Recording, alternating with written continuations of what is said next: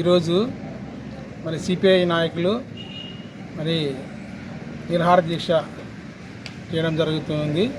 మరి ఎందు నిమిత్తం అంటే మరి కేంద్ర ప్రభుత్వము మరి ఉపాధి హామీ పథకము అనేటువంటి దాని మీద మరి ఉపాధి హామీ పథకము మహాత్మా గాంధీ పేరు పైన ఉండేటువంటి పథకాన్ని రామ్జీ అనేటువంటి పథకంగా పేరు మార్చడం జరిగింది.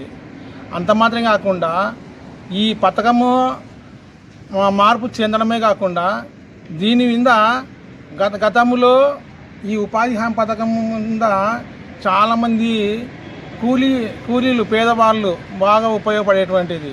కానీ ఈరోజు కేంద్ర ప్రభుత్వము అప్పట్లో 90% నిధులు ఇస్తే రాష్ట్ర ప్రభుత్వం 10% ఇచ్చేటువంటిది. దాని ప్రకారంగా పనులు చేపట్టేవారు. కానీ ఇప్పుడు ఈ ఉపాధి హామీ పథకము పేరు మార్చడము, దాంతోడు నిధులు కూడా తక్కువ కేటాయించడం వలన మరి ఉపాధి హామీ పథకాన్ని నీరుగార్చేటువంటి ఇదిగా తయారైపోయింది.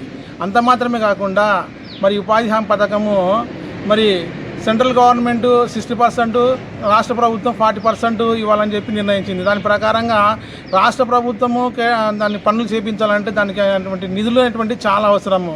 రాష్ట్ర ప్రభుత్వం చేపట్టలేదు కాబట్టి కేంద్రమే ఎక్కువ నిధులు ఇచ్చి మరి ఈ ఉపాధి హామీ పథకాన్ని మరి అలాగని కొనసాగించేటట్టు చేయాలని కూడా తెలియజేస్తూ ఉన్నాము.